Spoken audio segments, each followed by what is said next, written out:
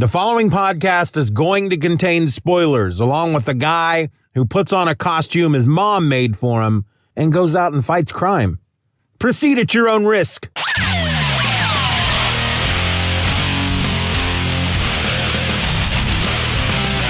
Hello and welcome to another episode of Just Another Fanboy. I'm your host, Steven, and today I'm talking about Superman, but not just any Superman.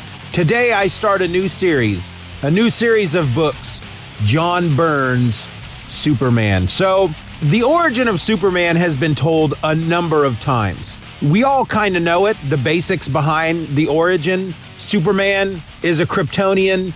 The planet of Krypton, the place that he's from, explodes. His parents, Jor-El and Lara, put him on a rocket ship as a baby, sends him off into space. He crash lands on Earth. He survives, of course, the explosion of his planet. Crash lands in Kansas, Smallville, Kansas to be exact. Jonathan and Martha Kent find him, adopt him, and raise him as their own. And then he becomes Superman. The radiation from Earth's yellow sun gives him these superpowers. When on Krypton, their sun was red. On Earth, the sun is yellow, and it gives him all these superpowers. The thing is, though, if you've ever read the actual origin, the original first story of Superman, it is slightly different. I read it a year or two ago, and it's really short. They don't show you Krypton at all. They may not even use the name Krypton. All you know is a baby from space, from a planet that was blown up, crash lands on Earth. He's actually found and put into an orphanage. And I don't believe Jonathan and Martha Kent are even mentioned in the original origin of Superman, the very first issue of Action Comics that he shows up in. It's at some point in there, they start to add more to his backstory. And I think it's then that they add the Kansas connection and Smallville and Ma and Pa Kent and all that, because they create a Superboy character and they tell the early adventures of Superman as Superboy and all that. But then eventually in the 80s, Crisis on Infinite Earths comes along. DC decides that their continuity is all messed up because there's this whole multiverse out there and it's confusing readers, even though it wasn't. The people that were reading DC Comics regularly at the time, they had no issue with the multiverse. They were trying to, from what I understand, they were trying to make it easier for the new reader to come in. And so they did the Crisis on Infinite Earths, and they basically rebooted DC Comics. And John Byrne's Superman came out of that. John Byrne was asked to take on the title of Superman. He became basically like a showrunner, the head writer of the Superman comics. He put out a 6-issue miniseries called The Man of Steel, and then he did Action Comics and Superman, and it was a big thing for John Byrne to come to DC Comics because he had been doing the X-Men, and then he did Fantastic Four, and he comes to DC Comics and he basically becomes the guy that creates the Superman mythos that's sort of stuck around till today. They've retold his origin a couple of times since then, but this is where I came in on DC Comics. I was reading Marvel Comics before DC's Crisis, but I wasn't reading DC Comics. I didn't get into DC Comics until after the Crisis. And it was the Man of Steel miniseries and John Byrne's Superman that brought me in. You ask any comic reader today who is into Superman, who is your Superman? And they'll have different stories. Mark Waid retold the origin of Superman at one point. They called it a miniseries called Superman Birthright. Jeff Johns retold the origin in Secret Origins. And so everybody has kind of their own first time reading Superman. Which Superman is it? Is it the Golden Age Superman, the Silver Age Superman, the John Byrne Superman? Which one? And for me, it was always the John Byrne Superman. And I've been really keen on going back and reading all these old issues again. And I thought I'd let you guys join in on the fun. So what we're going to be talking about today is the first issue of Man of Steel. Again, this is the 6-issue limited series that John Byrne created to retell the origin of Superman and bring Superman into a post-crisis DC universe. So it was written and penciled by John Byrne with inks by Dick Giordano. Letters were done by John Costanza. Tom Ziuko was the colorist. And of course, Superman was created by Jerry Siegel and John Schuster. This issue was published in July of 1986 and actually came with two different covers. I don't know when the whole idea of alternate covers came into being, but this issue had two different covers. You had, there was a certain cover template that was used for all 6 issues that was kind of a split down the middle cover. And, you had a figure on one side and something else going on the other side. And they did that for issue 1, but they also did a cover that's just a close up of Clark Kent's chest as he's opening up his shirt and tie. And you can see the Superman S shield there underneath. I, of course, am reading this digitally, so technically I have both covers. So the story opens up on Krypton. We start with the story of Krypton, and you get kind of a brief explanation of why Krypton explodes. There's something that is infecting the entire planet called the Green, and it's been killing millions of people all across Krypton, some kind of plague, but it's also seeped into the very bedrock of the planet, and it is converting, like the crust of the planet, the rocks, the very rocks themselves, into this green rock that emits this radiation that is killing off the people on the planet.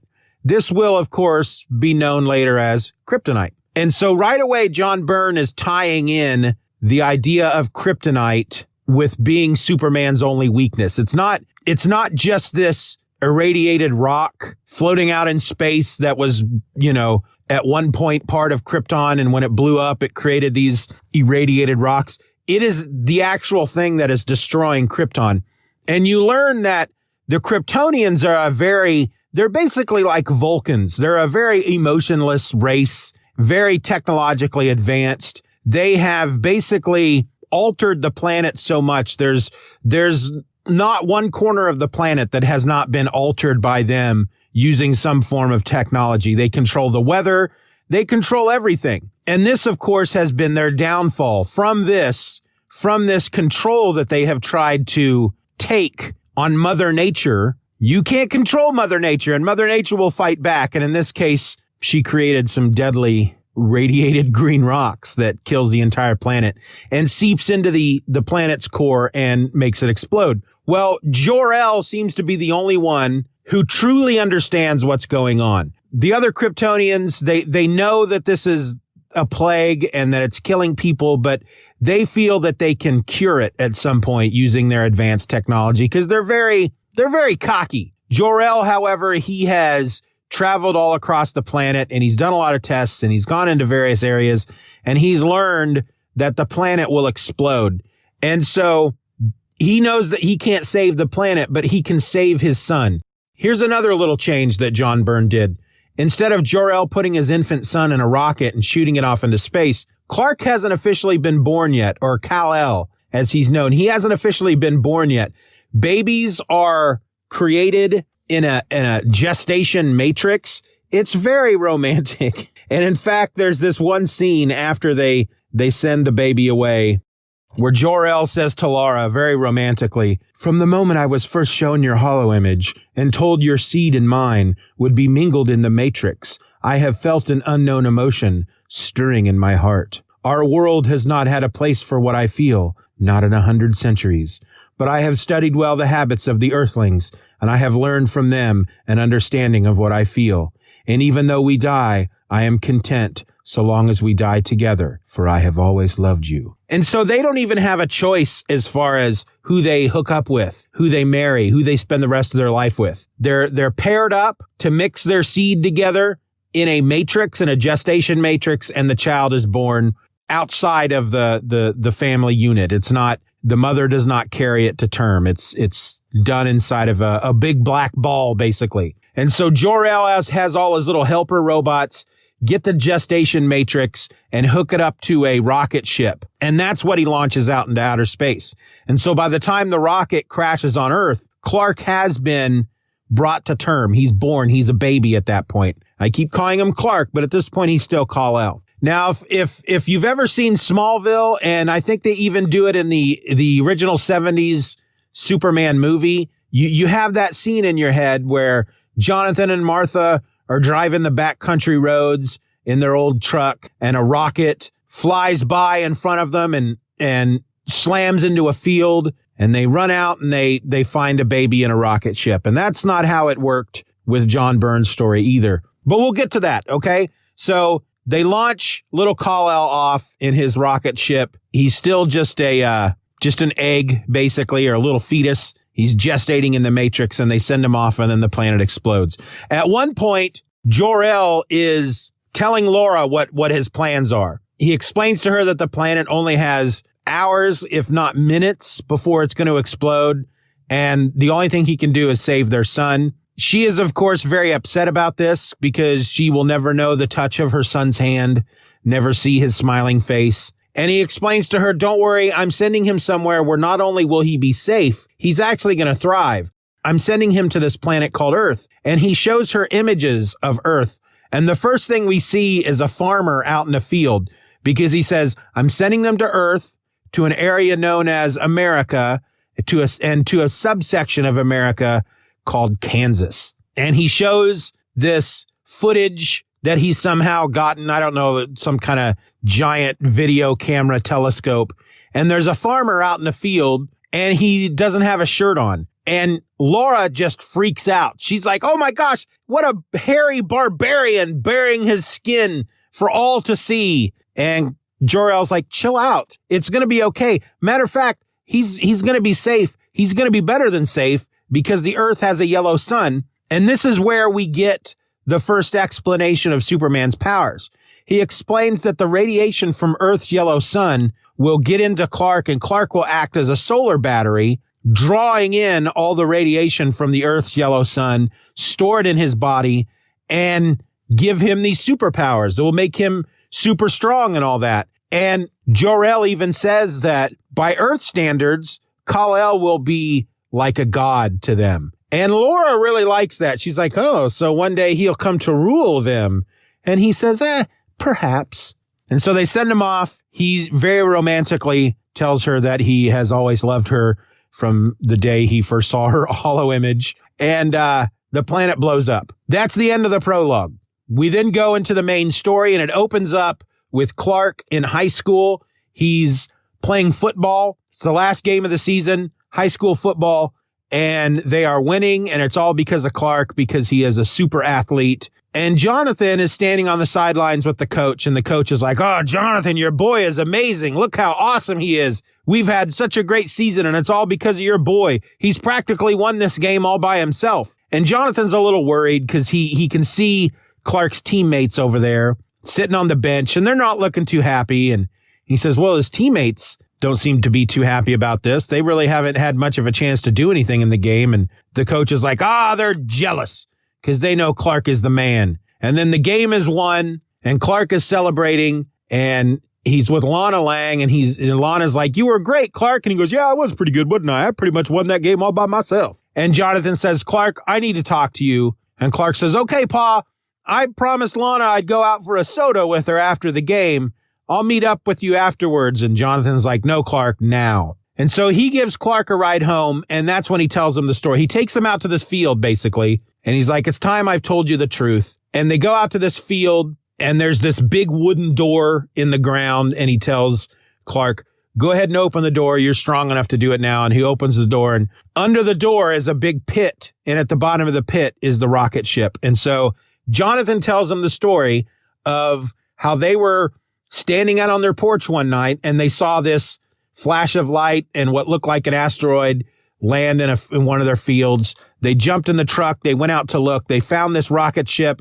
They assume it's Russian because it's the 80s. Martha goes to investigate, and Jonathan's like, no, don't go down there. It might have radiation or stuff in it. And she's like, no, can't you see there's something inside it? There's something alive in there. Jonathan's scratching his head, and he goes, well, they've been sending monkeys. They've sent monkeys and dogs and whatnot up into space. And they touch the outside of the gestation matrix, and it opens up, and there's Clark as a baby, little Kal-El. And she's like, oh, it's a baby. Why would they send a baby into space? And she goes to take him up, and Jonathan says, no, don't take the baby.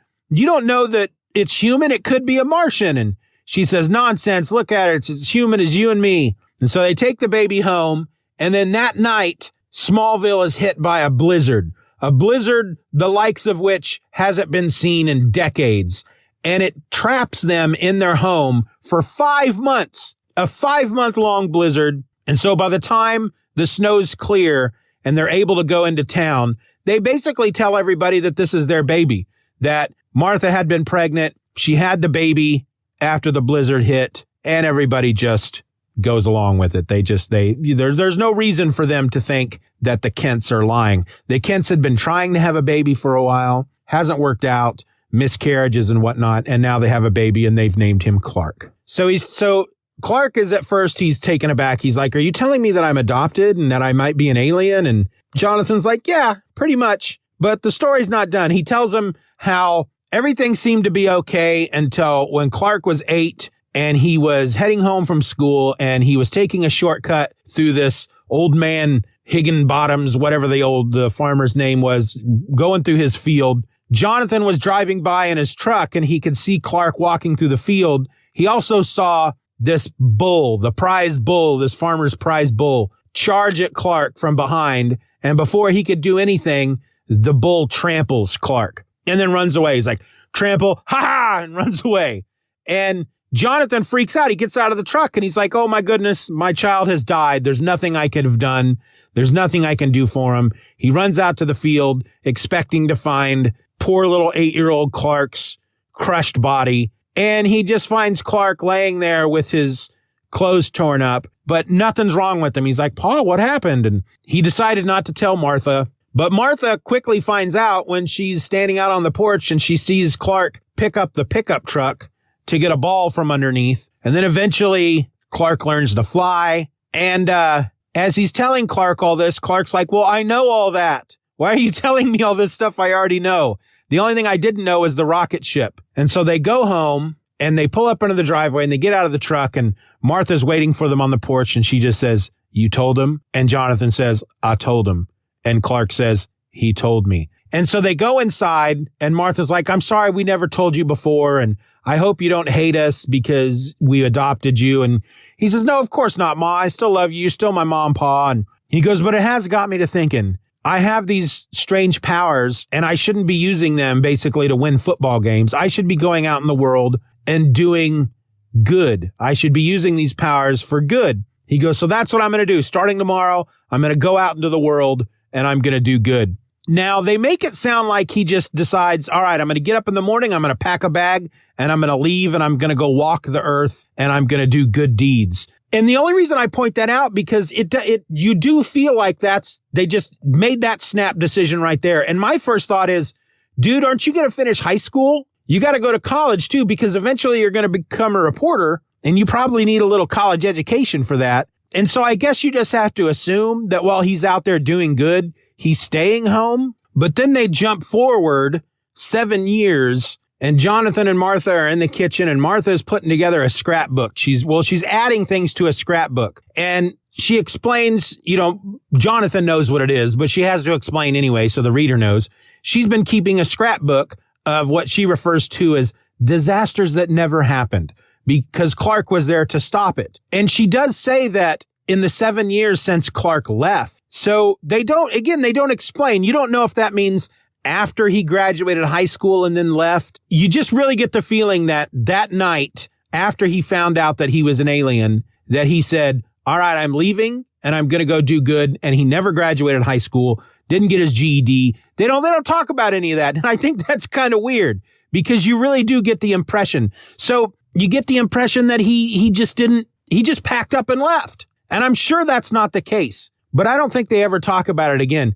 But as they're talking about this scrapbook, Jonathan opens up the paper and he goes, oh, Martha, I got a new article for you, but this one you're not going to like. And it's the front page of the Daily Planet. And it basically says a flying Superman saves space plane or something. And then they hear a creaking from upstairs. Somebody's upstairs in Clark's room and they go up there and Clark's in his room. And he tells them, Ma, Pa, they were all over me. They wanted to tear me to pieces. And so he tells this story about being in Metropolis and they were celebrating the anniversary of this airport. And as a celebration, they were going to land this futuristic space plane at the airport. And then as it was coming in for a landing, a small civilian plane somehow comes into the airspace. They don't explain the pilot was drunk or passed out or something. They don't explain any of that. But the small plane slams into the back of this space plane. They fuse together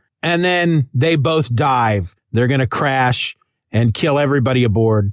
And Clark realizes he has to help and he just has to do it. There's no way he can do it secretly so nobody can see. And so he flies up there, grabs a hold of the plane. It lands safely. Lois Lane, a reporter for the Daily Planet, was on the plane. And so before Clark can take off, she jumps off the plane. She says, "Hold it right there, Buster." And right away, it's like he looks into her eyes and Dreamweaver starts playing. Dreamweaver, blah, blah, bloop, blah, bleak, blah, blue, dig, die, hey. I don't know the words, but you know the bass line, boom, ba-diddle-a-dome, dome, diddle, that really funky beat. It's just for him, love at first sight. But before she can really start questioning him, the crowd just mobs them. Who are you? How can you do this? Give me a piece of your shirt.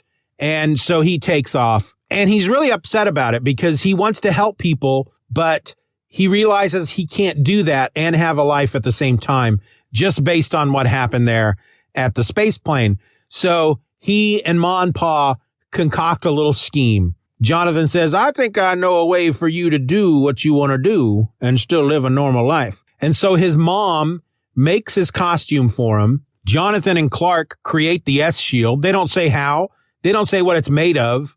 Martha is sewing his suit together and Clark comes in and she says, "Did you guys come up with something?" And he goes, "Yeah, this is the logo we came up with." And he holds up the S shield and he goes, "We made one for the front and for the back." And she goes, "All right, give it to me. I'll stitch it on." And so she's finishing up his costume and Jonathan says, "And I got an idea for him so people won't recognize him when he's out of costume." And Jonathan hands him a pair of glasses and he goes, "See, Martha, with his hair slicked back and a pair of my old spectacles on, it changes his face. If he just slouches a bit, nobody will ever know that he and this super guy are the same people. That's it. They slick his hair back and they put the glasses on and bam, he's completely changed." And so she says, "Okay, well, I got the costume done. Try it on." And he's pulling the costume on and she's like, "I made it to fit snugly, to fit tight, because I always noticed growing up that any of the clothes that you wore that were tight to your skin never got torn or ripped." She goes, "But I did add the cape, which probably will get torn, but I think it gives it a good look." And he's pulling on the boots and his dad goes, "I'm glad we went with them boots. It gives a good swashbuckler look." And then soon he's got the whole costume on and he's standing over his mother, Ma Kent, and he's a good 1.5 feet taller than her. And he thanks her by kissing her on the head. And he says, "From now on, if something bad is going on, it's going to be a job for Superman." And he flies away. And that's how the issue ends. It was a fun story, but really looking at it as a whole, they really packed a lot of stuff in that one issue. I can't help but think that if they were retelling this story now, the exact same, the John Byrne version, that first issue would be at least 3 issues because they really raced through a lot of that stuff. I mean, it's like planet blows up, the Kents get the little baby, he grows up, superpowers, saves a plane, decides he's going to help people. They create a costume. Boom. He's Superman by the end of the first issue. And I get it. That's just the way it was back then. I think people would have been pretty upset back then if they had read this first issue and he wasn't Superman by the end of it. Things are a little different nowadays. I think you can kind of get away with that. I think they probably would have shown him as Superman right from the beginning. They would have shown him as Superman, probably rescuing somebody or beating up a bad guy. Then they would have started his origin, spent the rest of the issue with the fall of Krypton. Maybe the first issue would have ended with him crash landing in Kansas as a baby, spent the second issue dealing with him growing up with these superpowers. And then by the end of the third issue, he has become Superman. That's how I think it would have been done now. But it was still as tightly packed as it was still a fun little issue. And the art, of course, is amazing. I'm a huge John Byrne fan. I would definitely recommend this. Anybody who is into Superman if they have not read this, I would recommend it to you. I feel like anybody that considers themselves a Superman fan needs to read all the origin stories. They need to read the first one. They need to read this one. There's probably a number of select issues throughout the Golden Age and the Silver Age that people need to read. I've not read most of them, but Superman was a completely different character from the Golden Age to the Silver Age. And then even into the I guess you'd call this the modern or the Bronze Age. I guess you'd call this the modern or the Bronze Age when John Byrne takes over. 3 very distinctively different characters: Golden Age Superman, Silver Age Superman, and John Byrne Superman. And you could even probably say that the character changes drastically throughout those Golden Age and Silver Age years. Because the way I understand it, they would just every once in a while, they'd make an issue and they'd go, oh, you know what? Let's give Clark X-ray vision. Let's give Clark heat vision. They just added powers as they went along. So by the time John Byrne got a hold of him, he just created one whole character using all of that. And he remained that way for a number of years. If you've ever read The Death of Superman, that whole storyline, that's the John Byrne Superman. And he remained that way for a number of years until I think when Mark Waid retold the origin. They didn't quite reboot him at that point, but they did update his origin quite a bit from what I remember. I think maybe they go into a more of an explanation of him when he leaves and goes out among the world to help people. It's been a while. I'll have to read that again. It would be kind of fun, I think, to do a series of episodes just talking about the various versions of Superman. I think that would be fun. And I hope you come along with me for this ride. John Byrne Superman. I don't know how many issues it's going to end up being, but it's quite a few. I've got at least 4 digital trades right now. So it's going to be a number of issues. So stick with me. I'm not going to do all the spiel I normally do at the end of the episode about my Patreon and Facebook and Twitter and all that crud. All the links to all the various places you can find me or you can help support me and all that junk, it's going to be in the show notes. So go out and do all that stuff. But until then, let's wrap up the episode. My name is Steven, and I'm just another fanboy. Be nice to each other. Vote, wear a mask, stay safe, all that stuff. Out.